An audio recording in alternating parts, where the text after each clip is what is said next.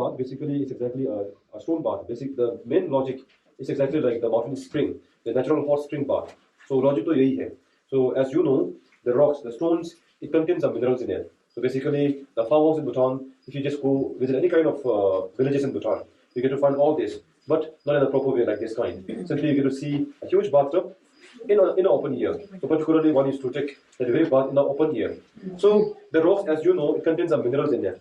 So basically, we just burn the stones. The stones, any kind of stone that we collect it from the river banks or any parts of the sites, we just bring it over here, burn it properly. When it is fully burned, it actually changes color into a radiant color, particularly. And the well-finished bathtubs, it seems to be very small. It has its purpose. Why it is not so big? Why it's very small? It has its purpose. We get to see the sites where we put the hot stones in it. So the water gets heated by the hot stones that has been burned on the, let's say, firewood. So particularly, they will just add up more stones just to heat up the water. Once it is properly heated up, like a lukewarm water, and you can adjust your body in the water. You just go there, take a bath. And when you go take a bath, basically, when you go for the full bath, it's exactly a water which has been heated by the stone, a hot stone, basically. So what happens is, you get that dizziness, and particularly the one who have that blood pressure or any kind of pressure kind of cases, they, like it has some effect. So effect in a sense, like some tends to vomit, some tends to have the dizziness. You can no longer stand, or you can no longer roll your body. उसी time में क्या होता है? The small bathtubs basically, it can be for two purposes. At first, we just go for the lower bath, the upper body exposed to the air. They can actually help you, to not get that very kind of chakra. Secondly, when you go down and when you go for the upper bath, you either fold the leg, or else one can put your legs over here on the top. So your leg or your knee get exposed to the air. So see, it actually helps for your body to maintain that very temperature, and you doesn't feel that chakra. That is exactly the purpose of having a standard size bathtubs for the hot stone bath, basically. And the stone, the main benefits, as you know, the stones contain some minerals in it. And as you hit the stone and put in the fresh water, the cool water, a reaction takes place. One can sense that very reaction. One can just feel that. You get to see some kind of, one gets to feel that vibration, Vibration only the stones get softened up. The hot stones, when you put in the water, it tends to get softened up, and the minerals comes out from the stones. It becomes a mineral water.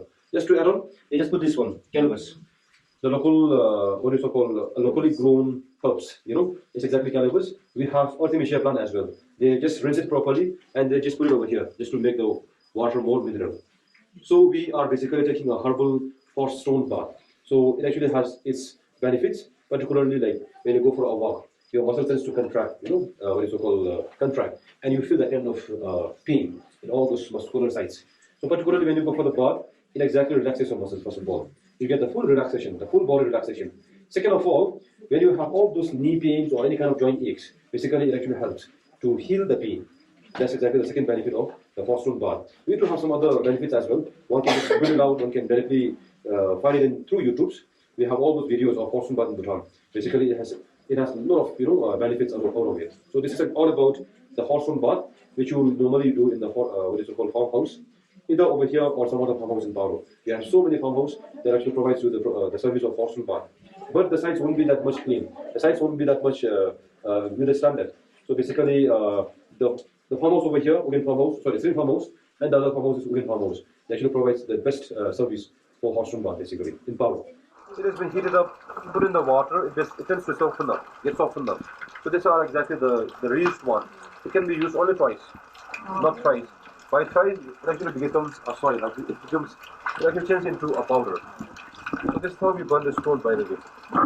How long people can? So for the stones to get properly heated up, it takes almost around 2 hours time to heat up the stone.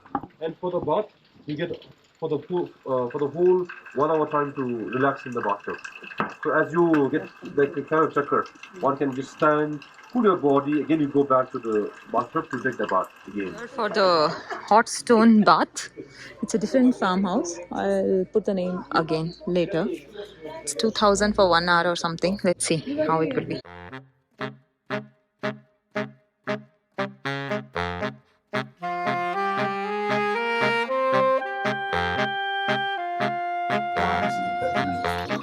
Vijay is the most talkative. No? No. Vloggers are Yeah, which I'm not. I'm very curious about knowledge, getting to know things.